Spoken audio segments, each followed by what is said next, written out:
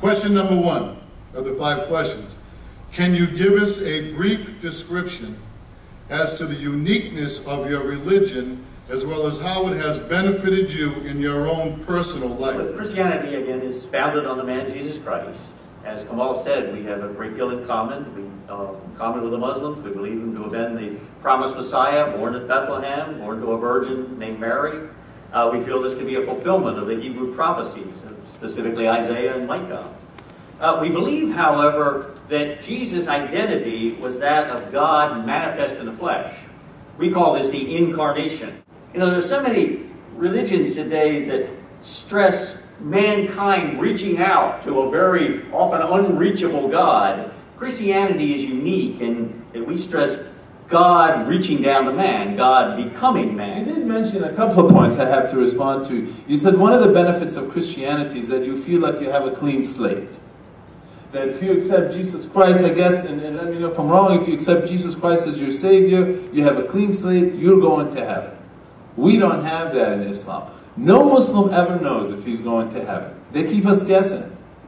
They keep us guessing.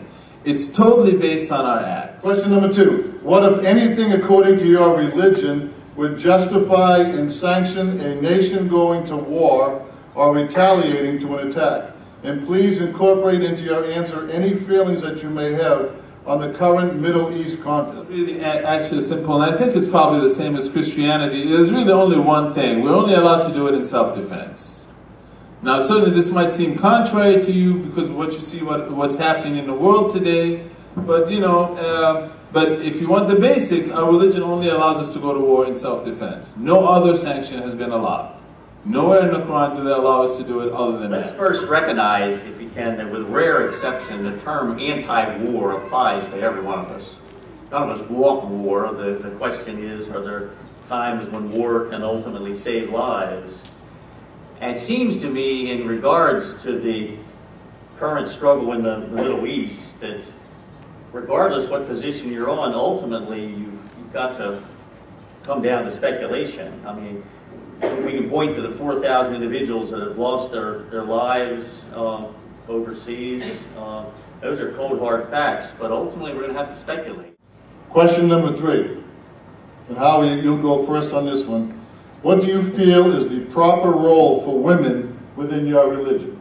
Well, let me first point out that wherever the Christian gospel has been welcomed into a land, women have gained freedom. The ancient Greco-Roman world, which dominated Israel at the time of Jesus' birth, women were not even considered human beings. They were routinely flogged. They couldn't attend school. They weren't even permitted to learn how to read. A woman could not even testify on her own behalf when a rape occurred. And even in the Hebrew culture, they were routinely stoned for crimes such as adultery. You know that story, when an adulterous woman was brought before Jesus and they asked what to do with her. Jesus responded, "Which of you is without sin? Let's let him cast the first stone." Then he turned and began to write in the ground. Now, there are a lot of folks that think that he was sitting there writing in the ground, writing a list of their sins.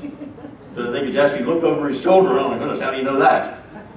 Whether that's the case or not, we don't know, but we're told that one by one, from the eldest on down to the youngest, they went away in frustration. And Jesus, of course, turned to the woman and said, "Are none of your accusers present?" And she said, "None, sir." He said, "Well, I don't accuse you either. Go now and sin no more." Well, again, how you feel about women depends on your perspective, your environment. In our Quran, they tell us, for everything they refer to a man, they also mention women in equal terms.